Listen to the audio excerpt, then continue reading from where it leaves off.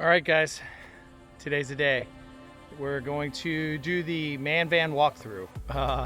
It's something, I call it the man van because I coached a lot of soccer and the kids used to harass me because I always drove a van, and then eventually they were mocking me saying, oh, I'm driving a soccer mom's van. So I said, no, I'm driving the man van because this thing is giant. So today we'll just kind of go through it. I'll give you a quick overview. I've had quite a few comments that people would like to know and see more of it, so that's what we're going to do today. We'll focus on pretty much interior. We'll go over the exterior as well. I'll go over the tent that's on the top along with the deck that's up there. Yeah, we'll just kind of walk through it and have a little fun. It's a 2017 Mercedes Sprinter van 2500, a 170. It's got the diesel motor in it. This thing, it's got probably 180,000 miles on it. I bought it new, and yeah, I love this thing. We've converted it about 100 times, but I think we finally landed on a functional way to use it. So I figured I would just take a couple minutes, go through the van, show you what it's all about. So basically we've got the Dometic fridge and freezer combo. This entire van is actually wired and is run off of the Blue Eddy power bank 1000 in the back, and I'll show you that in a minute. But basically the Dometic sits up here, rides up front. It's got the two seats. I actually installed swivel seats on this, so like when we're parked, what I will do is turn the front seat around and the passenger seat, and then I have a table that plugs in the front, and I'm able to kind of sit up here facing back into the cab, and it just gives me a little area to do all my editing in, out of the way. Behind me we've got fruit baskets, basically like hammocks, fruit hammocks. I hang all our fruits and vegetables up there that don't have to be refrigerated while we're driving. Up top I installed a storage shelf above the driver's seat. You can see it's actually bending a little bit. We put some serious weight on this the last trip, so I think what I'm going to do is reinforce this with like some channel angle iron, maybe aluminum, and that should solve that problem. That's pretty much the front. And then in the turn the camera around for you. All right, so then we have a cabinet system we bought from a company up in Jacksonville, Florida. It's called Freedom Van Go. Super cool guys, great group of people, very knowledgeable. A lot of the stuff we purchased for the van from them. Bar sink with just a single bar faucet. It's running off of a 12 volt pump right there. And then the sink just drains into a 5-gallon can, and then we have a 5-gallon fresh water. So it's all self-contained. So again, fresh water goes out, pumps into the sink, and then the gray water goes out. In the 18 days, we probably only filled it up 4 or 5 times doing dishes and stuff. Coffee maker's got a ride. It's got a ride in the van. Above us, we have also an upper cabinet we bought from Freedom Van Go. Isabella painted this. This picture is actually on Freedom Van Go's like lobby area, and yeah, we came home and my kid painted it. She loved it. But yeah, this is typically where we store like all the dry foods and stuff out of the way. Down here's the Moab bed. So it's on these rails that are basically, I don't know, like 4 foot, and then it mounts this rail system, and then each bed section, it's in 3 bed sections. I've actually got the other one down here on the bottom bunk, just for storage, because it gives us more room when it's not in here, because it would stick further into the van. But yeah, 3 sections. It's the Moab bed, the Adventure Wagon edition. This mattress is super comfortable. Also bought from Freedom Van Gogh.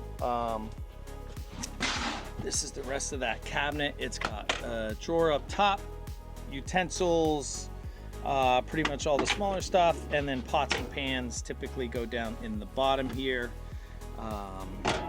And then we made one side, we kind of built it into like a little closet area. I just ran a wooden dowel across the top, and I mean the clothes kind of fold on the bottom a little bit, but it's not horrible.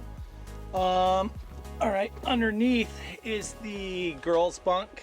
We usually put 2 of our younger daughters in here, and they sleep side to side. And then under that is all open storage. And so what we did for the 18-day trip, we bought these like collapsible plastic bins.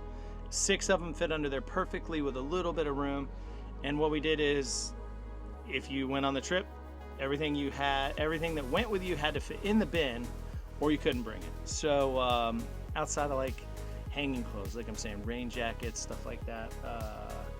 Yeah, other than that, if it didn't fit, it definitely didn't ride. So we took that. Those baskets are super, the little bins are super great, and when you don't use them, they collapse down pretty small. So really big time or space savers, and in a van you need space savers. Let's see, what else do we got here? Also, so we've got, this is the Jackery. I kind of keep that as a backup. It's just always topping off, but then we have the Blue Eddy 1000 down at the bottom. It runs the fridge, it'll run the coffee maker. I also have it wired into the back so that it will run all the LED lighting and the Max Air fan. So, let's see, we've got the Max Air fan, followed by the RV AC that we had installed. Also, both of these were installed from Freedom Van Gogh. And then we've got the Starlink router up here. We throw it on the roof when we're parked, and then it's ready to basically rock and roll. Oh yeah, one more thing. So the couch in here actually folds down. This back like pivots and comes over, collapses over, and makes a bed right here. So if there's like any of my older kids, it makes a bigger bed for them to sleep as well. I think that's about it as far as the interior. We've got the blackout insulated shades, and they're magnetic. We've got those for all the windows, even the fronts.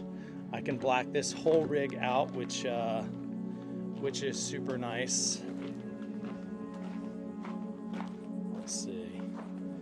All right, so on the back, I had a box installed, and that's got a Honda 1000 generator in the back. So if we're parked somewhere for the night and it's hot, Florida's always hot, we can run the AC, and that's come in real handy. Let's flip the camera. So also I installed a ladder rack. I bought that one, I don't know, like off a work van site. It was fairly inexpensive. Love that rack. Just 4 holes and you're done. So in the back, I actually have these doors that I created so that if you need to get into the back, say somebody needs to use the bathroom when you're parked for the night, rather than them having to exit the van, if it's pouring down rain or it's freezing outside, they don't have to. They can actually come through 2 doors. Each bunk has its own door, so that's the lower bunk there. So that's, like I said, that's the kids tend to sleep on these bunks here. And we can also get to storage. We can get to our storage compartment through there. But yeah, so they can come in there without disrupting us up top. Or up top, we can come through up top. And like I said, this is kind of the easier access to get into the back. Or if we're gonna haul something, these panels actually come out. You can see they kind of scissor inside one another there, and they actually come out. You can remove them, and then we have a clear shot right to the entire front. So we've actually used it. We've removed the bed a couple times to haul like lumber and stuff when we didn't have my truck to use. In the back area, kind of where everything is, we use it for a ton of storage. We've got some solar panels down in here. We store the cooking stove in the side there, all our extension cords, everything we kind of need. Then we've got the wrap-on toilet. This is a 12 volt.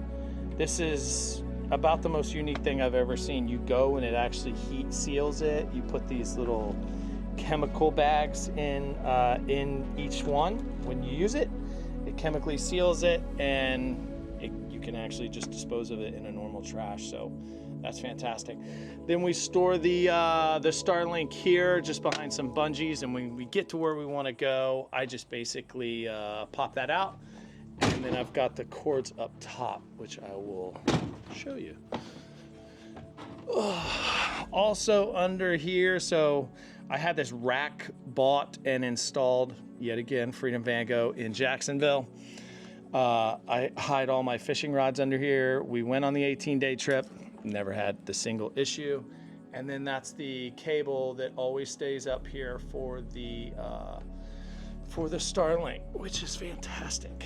Then up top, what I've done is I've built a fairly large deck to take up the extra room. And then we have a rooftop tent, which it goes fairly flat. 2 latches on the side. 2 latches you pull up and you're done. It's actually gonna hit the awning, otherwise I would put it all the way up. But I think you get the gist of it. It's got these giant windows on the side, storage on the top, LED lighting strips up the side. 9 times out of 10, my older son sleeps up here.